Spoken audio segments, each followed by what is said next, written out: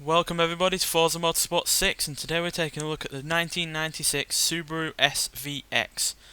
Now this was Subaru's first attempt at the luxury performance market. It debuted in 1989 as a concept car at the Tokyo Auto Show, and it actually retained most of its design features when it was released a couple of years later.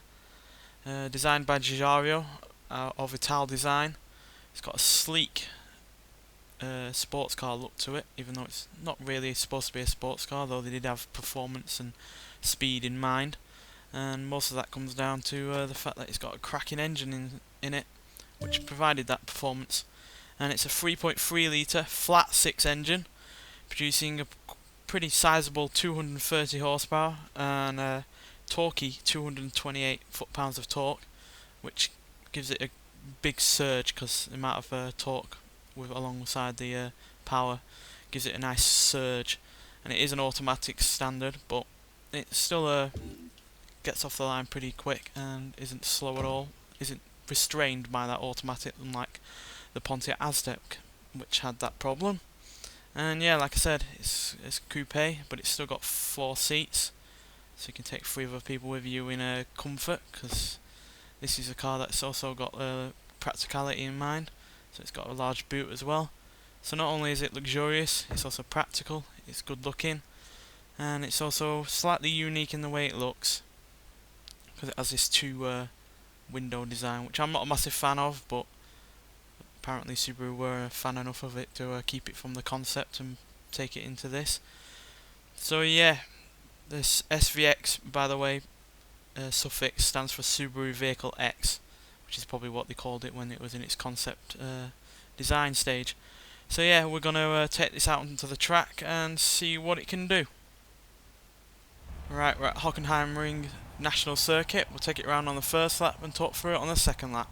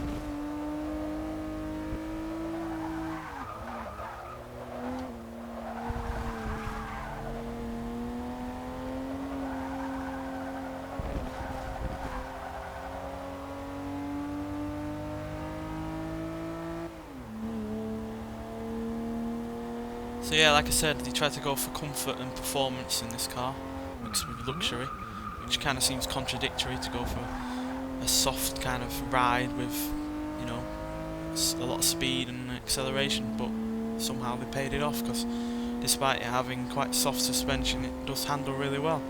And part of that probably comes down to the fact it's got all-wheel drive. It was offered with front-wheel drive on the cheaper models, because sluggish sales meant they were trying to find another market with this car, but didn't really work. They didn't sell all that many of these cars at all, really, in the US or otherwise. But it's still a grand car, quite frankly, a really, really solid car.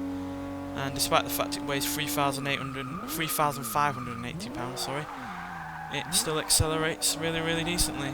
0 to 60, 7.3 seconds, 0 to 118.2, and going to 158 mile an hour, which is pretty damn solid, quite frankly, considering 230 horsepower isn't all that much considering the weight, and yet it overcomes that really well. No doubt in part to its aerodynamics, because it's got a drag coefficient of 0.29, which is again really sleek. Pays to its design, how good the design is to have that kind of low drag coefficient on it. And yeah, it's a car I really enjoy. I have seen one of these before around near me, but unfortunately it's on the back of a tow truck at the moment in bits. So yeah, I've always wondered how these cars handled and drove and even looked in terms of inside, and now I know. It's a car I certainly would be interested in owning, because it does the two kind of things I like. It's civilised but also a quick car at the same time. Anyway, thanks for watching, and I'll see you in the next one.